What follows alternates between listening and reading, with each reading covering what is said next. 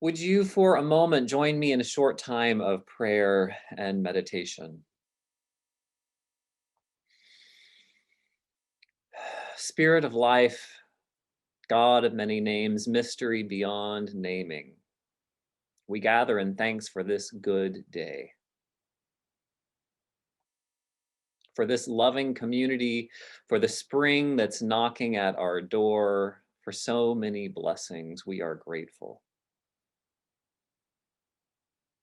In this beautifully diverse world, let us open our hearts to appreciate, to really appreciate the gift that each neighbor is. May we find the courage to look into the hidden parts of our history and the recesses of our own hearts. In those murky, uncomfortable spots hides the key to our mutual liberation. We hold our Asian American and Pacific Islander siblings in our hearts this week. Once again, we hope that this moment of crisis illuminates a centuries old problem. Once again, we hope for change and we commit to being part of that change. God, we know there is a better way. We know there is a better way. Namaste. Amen. Shalom and blessed be.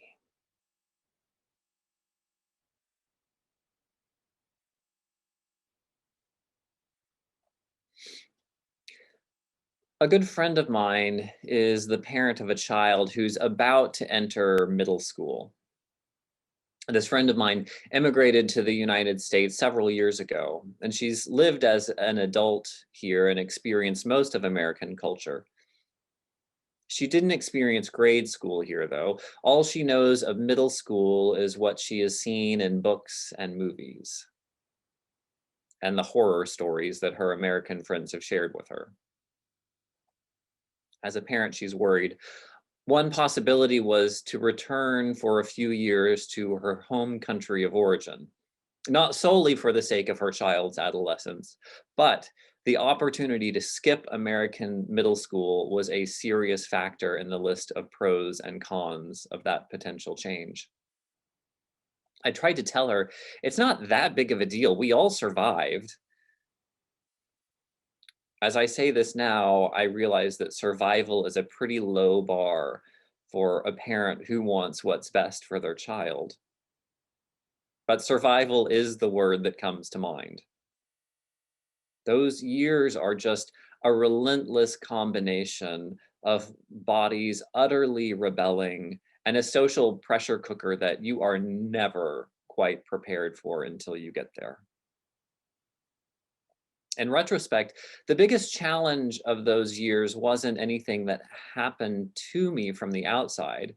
The biggest challenge was wrapping my heart and mind around the fact that I was okay. I was enough, not perfect, but whole.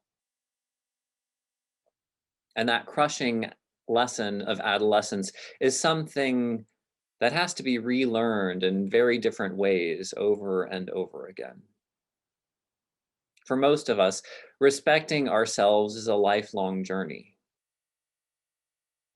Self-respect is different from pride. I'm not talking about thinking that you're awesome or buying into the myth that you can do anything that you put your mind to.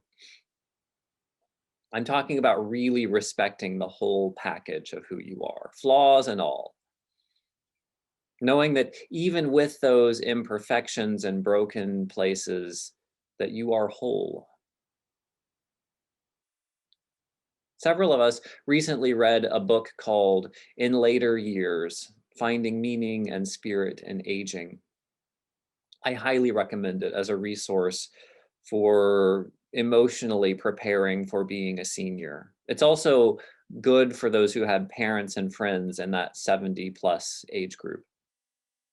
One of the challenges that the book touched on was the experience of looking back on a full life and coming to terms with it being enough.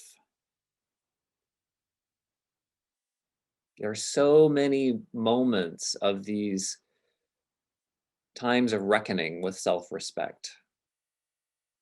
For those of us who are LGBT, coming out is a huge hurdle of coming to believe that you're a whole human being. Many of you I know have left previous faith traditions. Some of you have left a few of them. And that's a big step in trusting yourself. Becoming confident within the career that you've chosen is an undertaking. And that may just be a whole big preparation for finding self-worth in retirement or after children have become adults. Over and over in life, we find challenges, or you might call them opportunities, to grow in respect for ourselves. This challenge isn't some kind of moral or psychological failure. It's actually a very reasonable response to the confusing soup of different messages we get about our value. From the day we're born to the day we die, we're told a jumbled mix of messages about our worth. And we know that some of those messages that come from consumer culture tell us that we aren't enough if we don't look a certain way or have a certain amount of money. That look, of course, is completely fabricated and airbrushed with a type of wealth that's attainable to about 1% of Americans.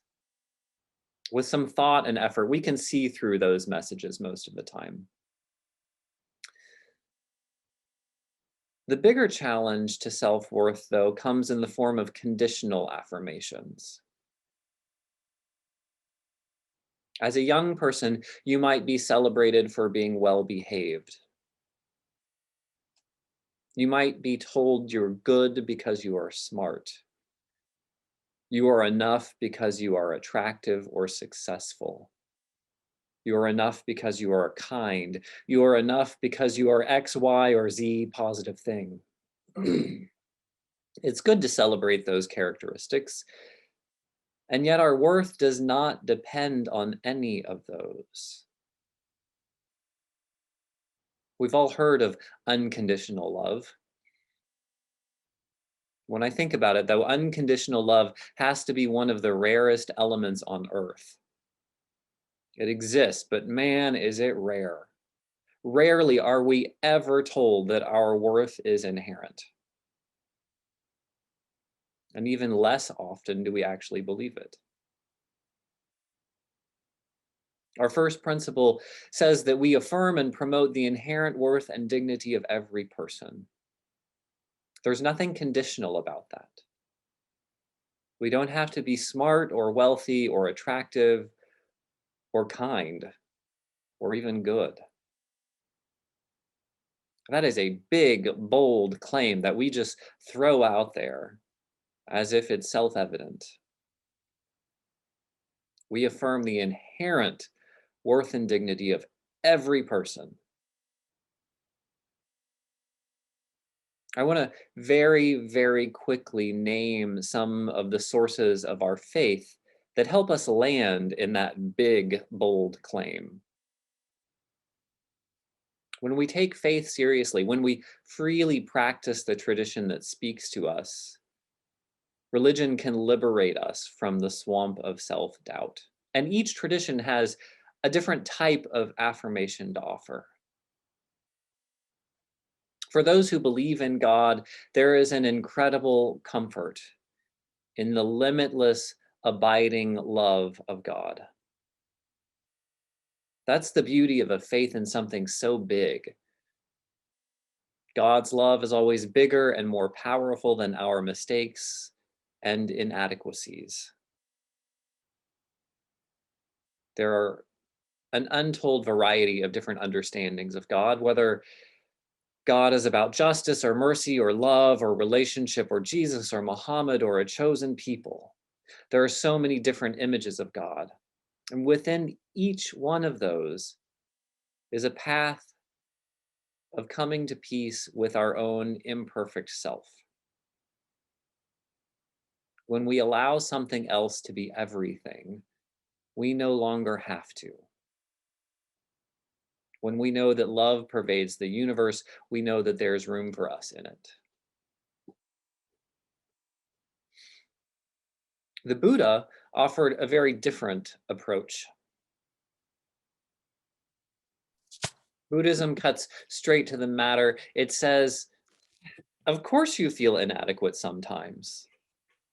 Life is hard, and you're not alone in your frustrations. We're all frustrated in this challenging journey of life.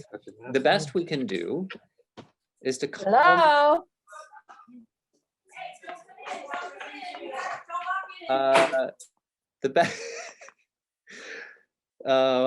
The best we can do is to calm down a little bit, to have compassion for our neighbors' challenges, and have compassion for ourselves. And over time, we let go of that desire for perfection, because life is not perfect. None of us is perfect.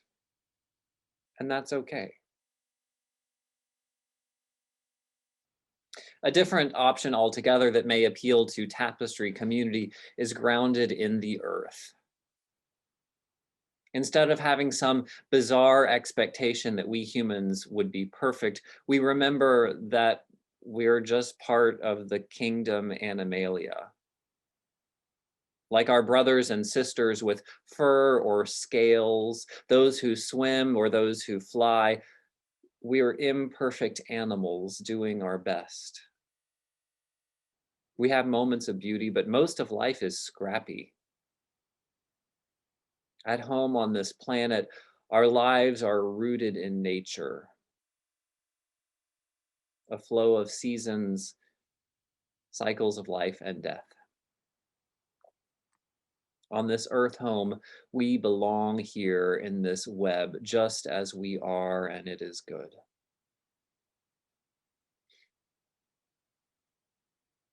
The final tradition that I want to mention is humanism. If you liked Grayson's reading from earlier in the service, then humanism will probably resonate with you. Humanism tends to find hope in our human potential for improvement, both individually and collectively. And this goes way back to our American Unitarian roots. We believe that people have tremendous potential for intellectual and moral growth. No, we aren't perfect, but we have the opportunity every day to get a little bit better. The same goes for humanity as a whole. Yes, there's a lot of global problems, but we've come a long way.